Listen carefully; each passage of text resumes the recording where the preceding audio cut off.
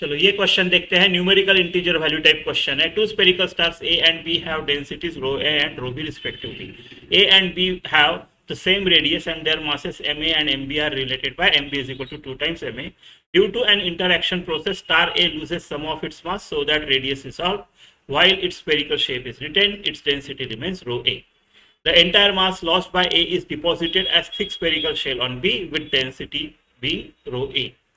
ठीक है, शेल का with VA and VB escape velocities from A and B after the interaction process, their ratio VB by VA is equal to root 10 n upon 15 का cube root. तो value of n बतानी है आपको। ठीक है, ठीक है, देखो दोनों इंटरेक्शन प्रोसेस के बाद क्या है, VA एंड VB।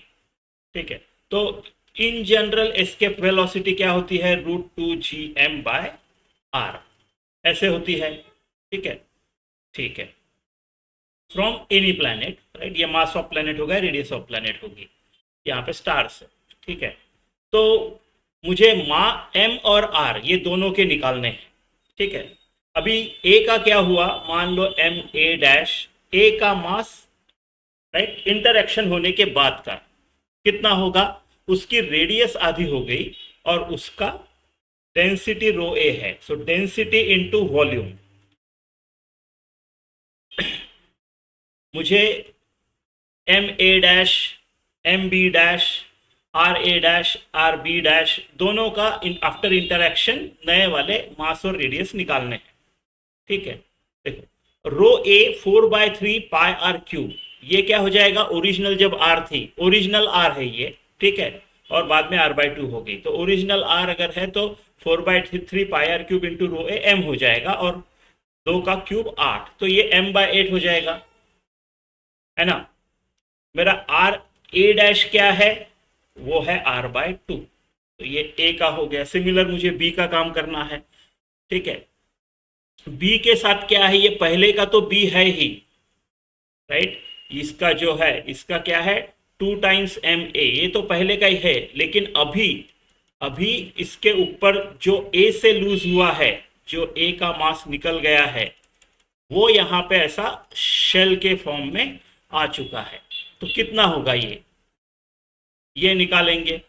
देखो ओरिजिनल m था, m/8 लूज हुआ, m/8 बचा है a के पास, यानी कितना लूज हुआ, 7m/8, है ना।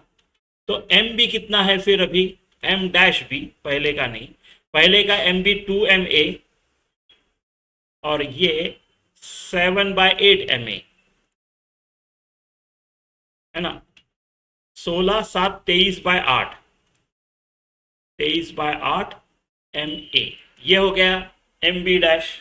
ठीक है, अब आर बी डैश निकालेंगे। आर बी डैश के लिए क्या करना पड़ेगा, इस चीज का वॉल्यूम, ये जो शेल निकाली है मैंने, इस चीज का वॉल्यूम इनटू डेंसिटी कितना होगा, 7/8 ma, उस चीज का उपयोग करेंगे।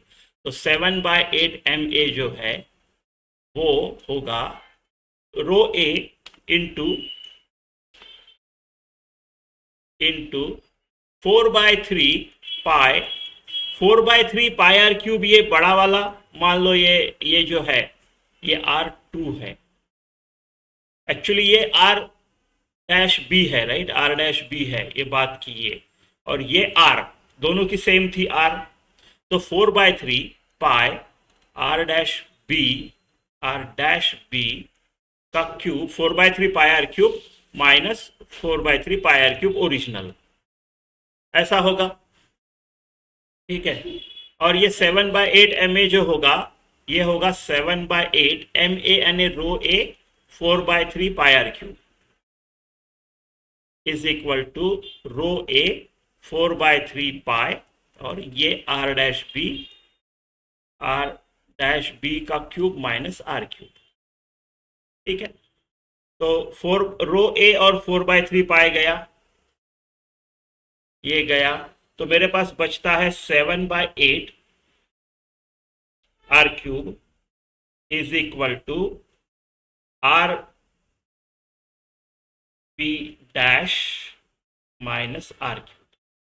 इसको 8/8 लिख सकता हूं, और इधर जाके 15/8 हो जाएगा, है ना। तो मेरा आर बी डैश का क्यूब जो है वो 15/8 आर क्यूब होगा।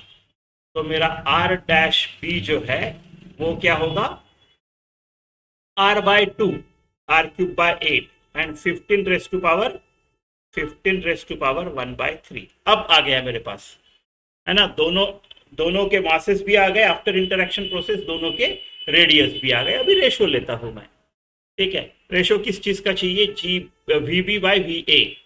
वीबी क्या होगा, वीबी होगा √2gm m dash B after interaction process और r dash B after interaction process. Similarly V A जो होगा वो 2gm dash A upon r dash A. इनका रेशो चाहिए मेरे को, ठीक है।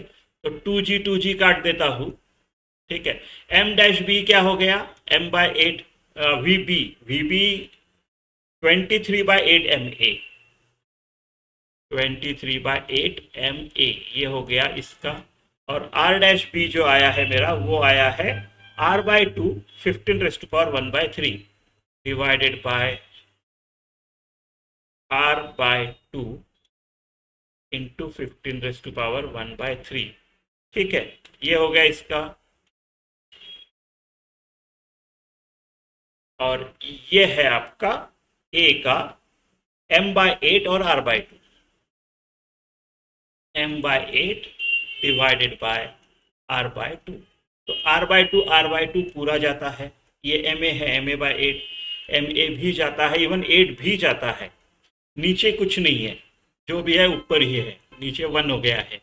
और ऊपर क्या है, 23 अपॉन 15 इसको कंपेयर करो 10n अपॉन 15 10n 15 क्या लगता है, n की वैल्यू कितनी है, 2.3। ये है आपका आंसर, n इज 2.3।